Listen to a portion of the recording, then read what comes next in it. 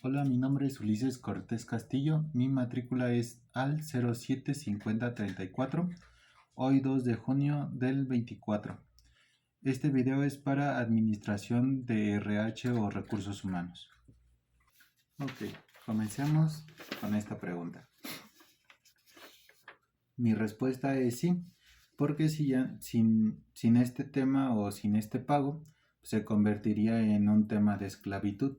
Y dos, pues los incentivos adicionales, pues como los pagos de vales de despensa y todo eso, son para optimizar toda la productividad de una empresa.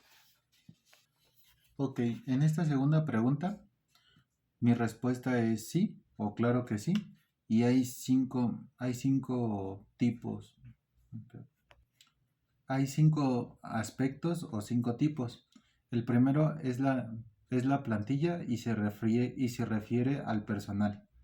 La segunda son las retribuciones, que son los pagos que se deben de ejecutar o realizar.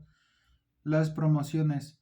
En este tema, a mi parecer, o lo que yo he entendido, es el crecimiento laboral de todo el personal que va ingresando y se le ven las aptitudes para un crecimiento.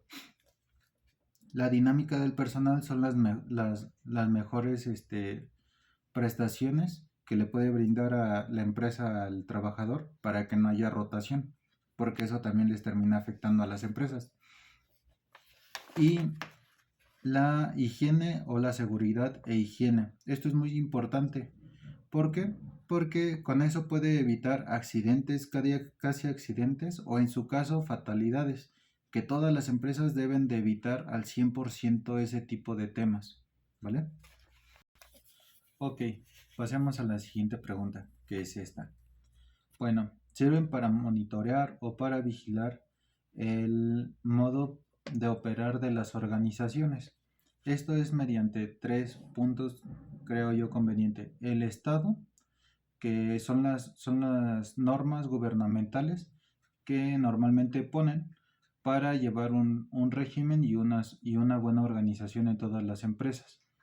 El segundo son las organizaciones sindicales, que son formadas por los propios empleados para que no, para que no abusen de la autoridad, como horas extra demasiado pesadas o constantemente esos horarios que normalmente les termina perjudicando a este tipo de personas o a los empleados o colaboradores.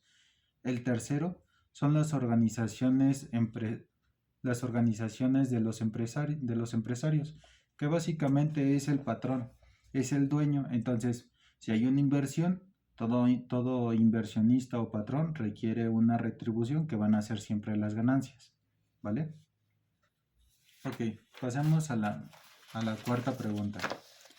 Ok, en esta pregunta, las relaciones laborales realmente son las individuales o las colectivas. Las individuales normalmente las vemos y las identificamos mediante un contrato, el que normalmente vamos y firmamos cuando ya nos dan el empleo, ¿vale? Entonces ahí es individual.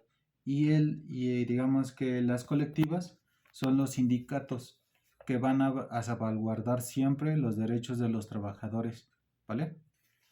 Ok, yo considero que son muy importantes porque los sindicatos siempre van a salvaguardar los derechos de los trabajadores, porque normalmente dependiendo del estado o la empresa, normalmente a veces los negrean vulgarmente llamando, ¿no?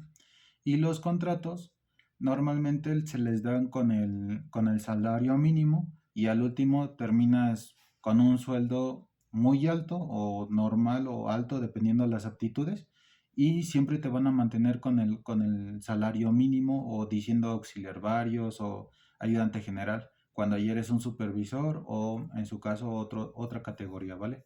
Entonces siempre hay que tener en cuenta eso. Ok, en esta última pregunta yo lo organizaría de la siguiente manera. Sería información y comunicación, porque primero tengo que informarme cuál es el problema, después viene la planeación para poder dar una solución ante el problema o el siniestro de lo que se está hablando.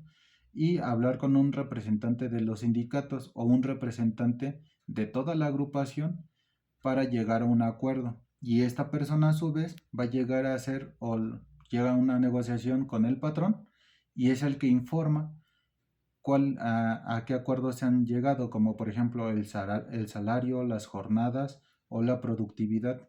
Pero siempre va de esta manera. Es la información y comunicación, la participación, la representación de sindicatos y al último se pasa la información de la negociación en la que se llegó. ¿Vale?